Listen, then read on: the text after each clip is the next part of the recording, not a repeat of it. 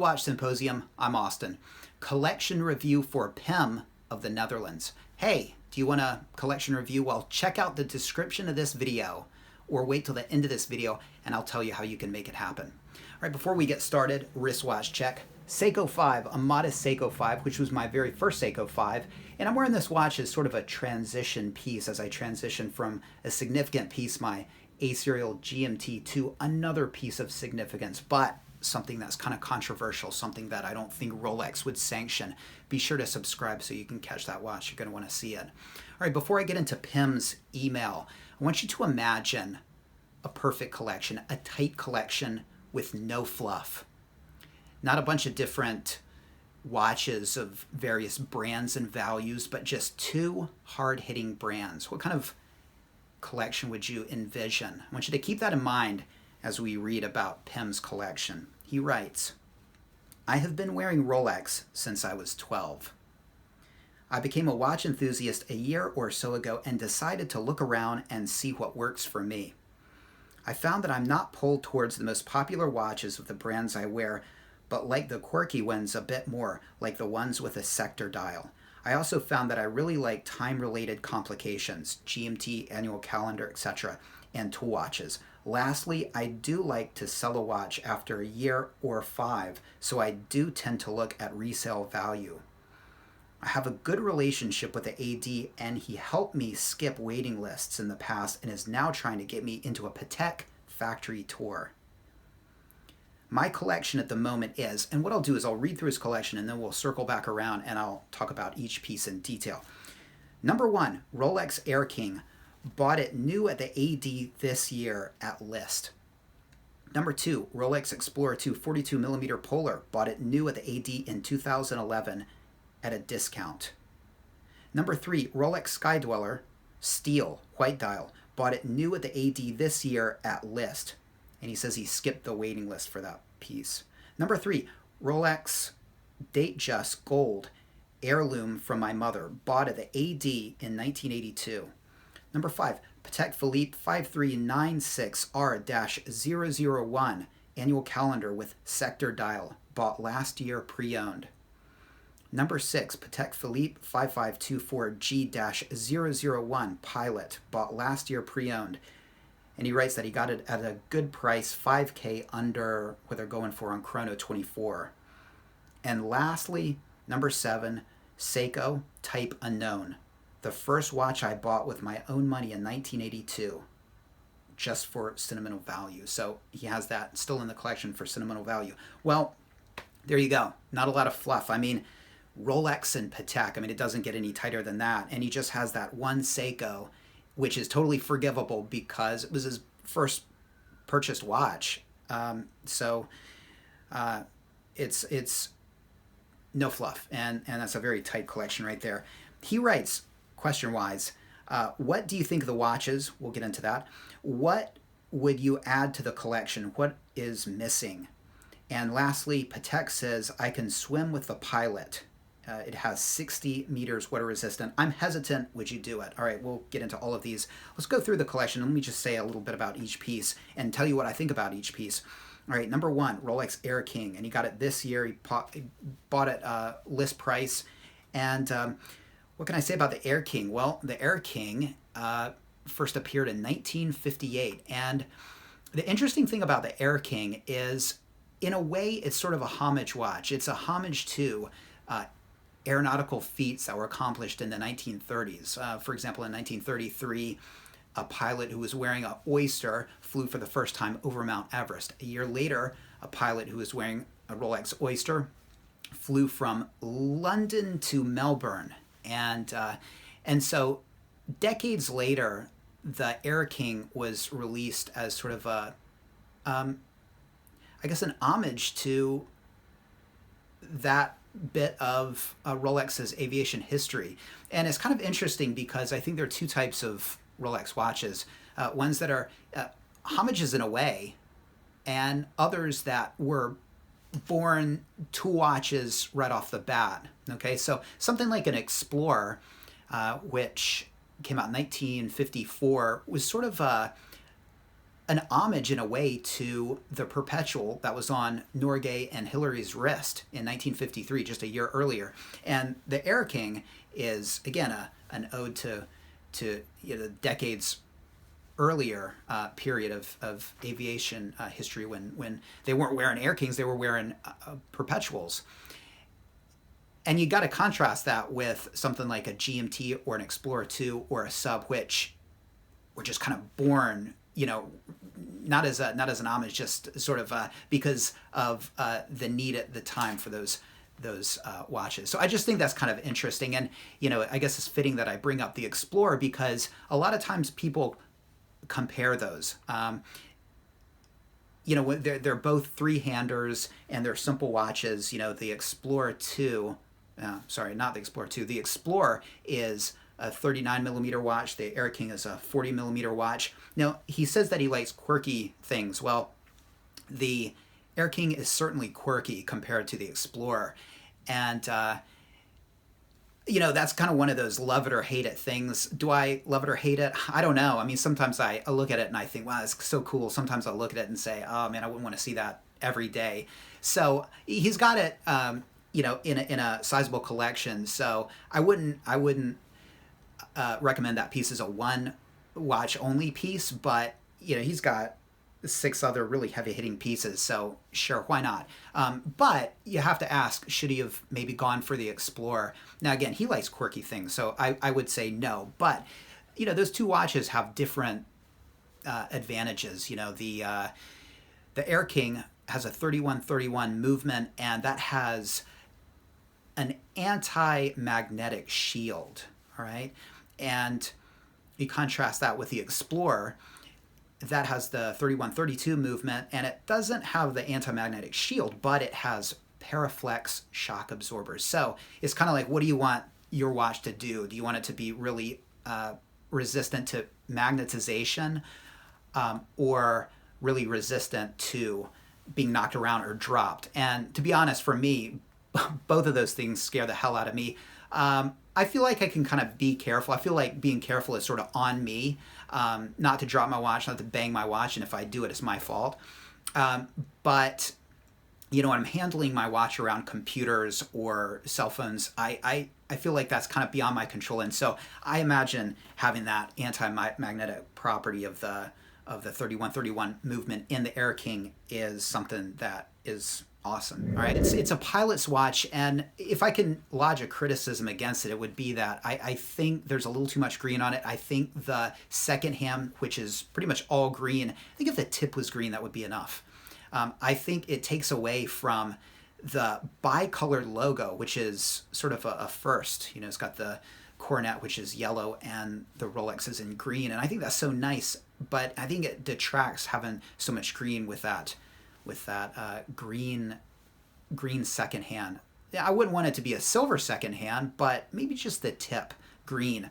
Other criticisms, it's a pilot's watch, so somebody flying from New York to say Hawaii would really benefit from a jump hour hand. They wouldn't have to hack the watch to reset the time. Just kind of like the Explorer 2, but you don't have that extra time zone, and it would make it a perfect watch for travelers and pilots that are going across the country. Will Rolex ever do that? Probably not. But anyway, I've always thought that would be a sort of a nice aspect because it is a pilot's watch, right? So I think it's a great wearable watch. What do I think of the watch? I probably wouldn't go that route. I would be more likely to go for the Explorer. But again, you like quirky things, so I get it. And you get that anti-magnetic property as well. Honestly, the Explorer probably bores me enough that I probably would just go Oyster Perpetual, which in a way is the real Air King and the real Explorer, if you know what I'm talking about, right? Because again, those are sort of homage pieces. But quality piece, I can't say anything negative against the Air King. Moving on to number 2, Rolex Explorer 2 42 millimeter polar, and he bought it new at $2,000 in 2011 at a discount. Well, good for you getting it at a discount in 2011. I mean, things have changed. Finding that watch would be impossible now, but to get a discount on it to boot would be, you'd be laughed out of the store probably. It's interesting because he says that he's been a watch guy for only a year, but he bought this 8 years ago. So, kind of on a side note about Pim, he's been wearing Rolex since he was 12, okay? And even though he wasn't considering himself a watch enthusiast, he was buying a Rolex, and his mother bought Rolex. So it sort of indicates that I think he comes from a good family of means that appreciate quality things. And that's something I really respect about many Europeans. Germans are very much like that. They don't mind paying a bit more for something that lasts, something of quality. You contrast that with many Americans that see value in cheap things, and they spend their life transitioning from one cheap thing to another because everything breaks, but is cheap, right? I think Pim's mindset is the way to go. All right. Let's leave the armchair psychology right there and talk about the Explorer 2. All right, so obviously that's a fantastic watch, and the internals are better than the 40 millimeter version. I think visually the 40 millimeter version appeals to me more, but it's just a matter of taste. And so many people prefer the 42 millimeter, and they're probably going to get internally they're going to get a better watch. And I get the feeling that he when it comes to Rolexes, he prefers to go new. And so, you're not going to have those magnetization issues, which you might have with the 40 millimeter version, because you're going to have the blue parachrome spring in your Explorer 2. Air King's going to have that as well. All of these watches are going to have it pretty much, except some Mom's Datejust, right? So that's great. He's got the three-hander in the Air King. He's got the GMT function in the Explorer 2. And number 3, he's got another GMT function in the Sky Dweller, and he's got the white dial. Now, they say that the blue dial is the one to have. Which would I go for? Well, I mean, I'm so influenced by the people around me. I probably jump on the blue dial because it's the one to have, right? That's what you hear. But honestly, I think the white looks better. Should he have gone for the blue dial? Well, he's got the white dial on the Explorer 2, so that maybe he should have gone for the blue dial. But look, I mean, that's kind of like saying, you should have gotten a black Ferrari instead of a red one. I mean, look, it's splitting hairs and it's too much, right? That's a fantastic piece, and really, I think I prefer the white dial. And if you like white dials, I mean, you got the Polar there, and you got the Sky Dweller, and that's in my opinion, aside from the Pateks, I mean, that's the punchiest piece there, the Sky Dweller. That's a large watch, a lot of wrist presence, and came out in 2012 and has the distinction of having a Rolex first, the first command bezel, where the bezel actually helps engage and set the movement. You got of course the month on that watch, and that's really neat. You don't have to reset it, and if it's say 30 days in the month, you don't have to worry about it. So that's a great watch. I've always complained about that watch. I've always thought that the minute track was a bit busy, and I didn't really like that. And the way that they set up the 24-hour ring in the center always sort of bothered me a bit. So I always did prefer the Explorer 2 and the GMT. And I always thought, if they sort of covered it up so you can only see a little bit, but then that 24-hour time reading looks like a date window or something. So, yeah, I've kind of gotten over it. visually, it's still not my favorite watch, but it's one of the most sought after watches in the lineup right now. I mean, if you're being really picky and you really wanted, to retain the most value, I think the blue dial probably would have been better, and it would have given you a blue dial watch in your collection. But again, I think the white dial is a better looking watch. Yeah. So, but apparently they don't sell for quite as much. All right, and then his mother's Datejust. Now that looks like a 34 millimeter watch, so my guess is he just holds on to it and he doesn't wear that. But good to have, yeah, absolutely. And that's awesome that your mom had a Rolex and that she appreciated it. And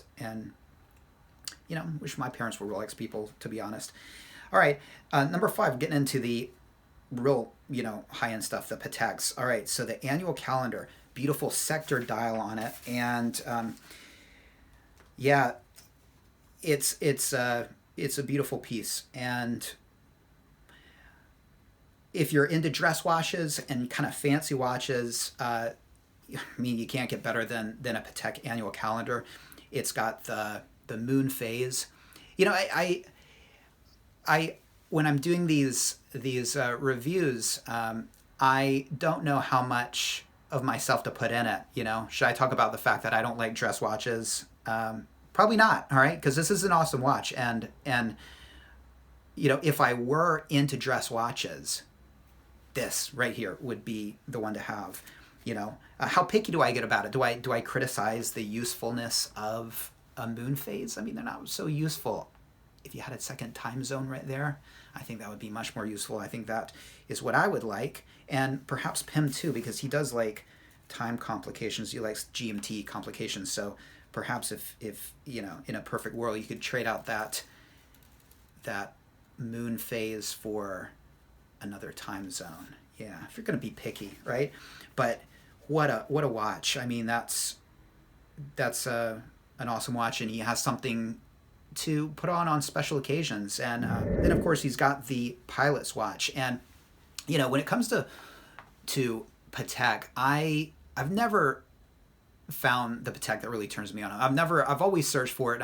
Maybe it's a good thing that I haven't found it, but I've never found the watch that could make me a Patek man. It almost happened this watch. When I saw it on paper, you click the pusher and from the hour hand, another little hour hand just kind of pops out and gives you a second time zone. It is really cool, and it's a beautiful watch. And again, on paper, I loved it. I thought, wow, I mean, $50,000. No way I'm going to be able to ever afford that. But I think that's the Patek right there. That could plant the seed of desire for Patek until I saw it. It's a big watch, and it was too big for me. If they came out with that watch and it was like 40 millimeters, I think it would be perfect. But for me, it was seeing it in the flesh and actually saw it in Thailand. Link in the description. If you haven't seen that video, check it out. You can see me with it on wrist. Yeah, it made me realize that it's too big. But if you like big watches, and he's got his 42 millimeter polar, so I think he does. I think he likes bigger watches. That's just the impression I have. And the Sky Dollar is kind of a big watch as well. Absolutely. And on his wrist, it looks absolutely fine. It looks fine. It looks great. As far as whether I would swim in the watch, absolutely not. I would never take that in water. First of all, the straps, I'm assuming leather.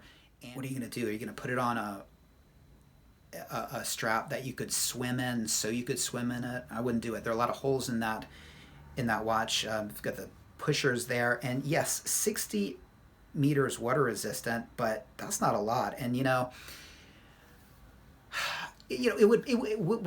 will it and would it be fine? Yes, but do you want to risk it? I wouldn't. But I've always thought it depends on how much money you have. I mean, if you have enough money, you can wear Pateks like I wear Casios. Why not? Why not? And if they get water in them, you know what? You get another one. All right. I'm assuming that Pim, while he seems to be pretty well heeled, maybe is not well heeled enough to chuck his pilot's watch if water breaches the case. So I wouldn't push it. I mean, it's not made for that. It's made for travel. And yeah, but if you do travel and you're swimming in a pool, okay. If you're in here's the way I would do it. Okay, I if you're in a pinch and you're somewhere and it's either take the watch off and risk losing it or swim. Okay, that's what I would do. But if you are in your room and you're going down to the pool, just take it off, right? Throw it in the safe and take one of your Rolexes. I mean, Rolexes really do well in the pool with the screw down crown, and I'm not sure what's going on, but if I wouldn't look to put it in water. But if I was in a situation where it was like, well, I'm wearing this watch and I want to swim, but I can't because I have this watch. Okay, then you say, screw it. You got to keep up, watch. You're coming with me. But if you're in a situation where you can take it off. Take it off. Absolutely take it off. Unless you can afford to chuck it. And if you've got that much money, push all your watches. Why not? Use the hell out of your watches. Like I said, use your watches like I use my Casios. What would you add to the collection? What's missing? All right, what is missing? Honestly, nothing's really missing. I mean, it's a perfect collection. But, you don't have a chronograph. Now, you say that you like complications related to time, and I hear you there. I'm the same way. And time and timing is two different things. Would I use a chronograph? No, that's why I don't have one, and probably would never get one. So while you do have access to things of the AD, I don't think that's really up your alley, okay? But if you have a chance to get one, why not get one and give it a shot and then maybe flip it? I don't know. That's what I would do if you had access to one at your AD, and I think you might. But that doesn't seem like your kind of thing. What you don't have is a swivelly bezel watch. Now, you like things that are quirky, and the sub's not really too quirky. That's sort of pretty, I mean, it's a conservative watch, I guess you could say.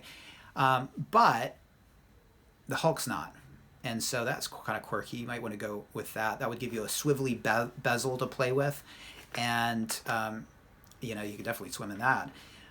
Or you could go, because you love the GMT function, you could go with a BLRO or a BLNR, a Pepsi, or a Batgirl, or a Batman, if you want to source a pre-owned one. Are they quirky? Probably not. But again, you have that, you have the bezel to play with, and that's huge. I got to say, I mean, I've got an Explorer 2 as well. But the difference between an Explorer 2 and a GMT Master 2 are just night and day. It's because of that bezel. That bezel just opens up a whole world of possibilities, and timing things by setting that arrow at the minute hand. And again, you're gonna only have 24 spaces if you're talking 24 clicks on a ceramic piece. It doesn't seem like you're a pre-ceramic guy. Okay, seems like you kind of want to go new. I would recommend a pre-ceramic GMT to everybody. I think that's the best watch out there, period, okay? But you get to change bezel colors and different bracelet options. Anyway, it's fun to play with, but I wouldn't be opposed to, if I were you, putting myself on the list for a BLRO or a BLNR or a Hulk. I mean, again, that's quirky. But again, you have the Explorer 2. Do you need those? No, you don't need them. But you got a good thing going with your AD, man. I mean, just milk them for all they're worth. Get all those pieces, and then, you like flipping watches. Well, keep it for a year, keep it for 5 years, and flip it. You'll probably make a buck, and you'll get to experience the watch. And if after that time you decide you love it, you'll flip the Explorer 2. He's got a lot of watches and a lot of hard-hitting watches, and he's got, a three-hander that he can quickly set and wear. He's got a couple of GMT watches to travel with, 3. He doesn't really have anything that can really get in the water, So I think maybe the Hulk. Again, I'm saying the Hulk because it's quirky, it's green. Do I like the Hulk? Not really. I like the Kermit. Again, if you want to go pre-ceramic, go Kermit, but again, prices are, I think, unreasonable now. And will they come down in the future? I don't think so, but they do seem to be stabling off a bit. But yeah, I mean, it's like if a Kermit and a Hulk are both 6 of one and half dozen of the other, and they're the same, well, you've got access to a brand new, possibly Hulk, through your AD. And again, might be time to get one, because people seem to think they're discontinuing the Hulks, and in the future, you might wish you did. And again, you could always flip it if you don't like it. So I'd put myself on the list for a Hulk. Maybe do that, because it would give you that dive watch that you don't really have. Not that the Air King or the Explorer, the Sky Dwellers, not going to be able to keep up in water. They're going to be doing, they're going to do fantastic in water. There you go. I don't know what else to say about it. I mean, what a tight collection. I mean, Rolex and Patek. I don't know if you're wanting to stay into Rolex, if you want to stay into Rolex, if you were kind of want to transition to more higher end stuff like Patek. I think maybe you might be wanting to go that route, because you talk about going on a Patek factory tour, and you might. You got to ask yourself, okay, do you want to get more Rolexes? Okay, you got a lot of good ones, maybe enough, okay? Or do you want to get more Pateks? Do you want to go more high end? And you have to decide that first. And now I've already told you what I would do, or what you could do if you were going the Rolex route. But if you do decide to go the Patek route, the higher end route, then it seems like your AD is trying to get you a tour. And hey, Nautilus, start talking about mentioning a Nautilus. It'd be really nice to have a Nautilus. Oh, I'd love to have a Nautilus. That would be another option. I think that would be great. And again, that's a dive watch. You don't have a dive watch, so you'd have a. Is that a dive watch? What's a Nautilus? I don't know. It's a water going watch. So, yeah, there you go. So, okay. In summary, what should you do next? Well, decide if you want to get more Rolexes or more Pateks. If you want to get more Rolexes, my guess would be a Hulk would be great, or BLN or a BLRO if you want the GMT. Or if you want to go more high end, then I would start mentioning to your AD, which they seem to love you, that Nautilus would be really nice. So that's what I would do if I were you. And his special request, by the way, was this. He says, I visited Japan last year and would love to see you shoot your videos in a more traditional Japanese setting. Hey, I hope this works. This is a tatami room, okay? I'm sitting on tatami right now. Well, I'm sitting on a stool, and the stool is on tatami. But then you got the paper sliding doors, the shoji doors there. Hopefully that fit the bill, man. Thanks for your question. I really appreciate it. And hey, if I didn't quite, you have some questions, you have some follow-up things, shoot me an email. I'll just, we can correspond through email, and I'll help you, guide you if I can to your next purchase if you need to. This is pretty perfect as is, I think. But anyway, hey, all right. Hey, do you want a collection review? Well, $10 per watch, up to 5 watches. That means if you have more than 5 watches, I'll review them, but we'll cap the money at $50. And $10 per question if you have a question. Take care. Thanks for watching. Thanks, Pim, for this. See you next time.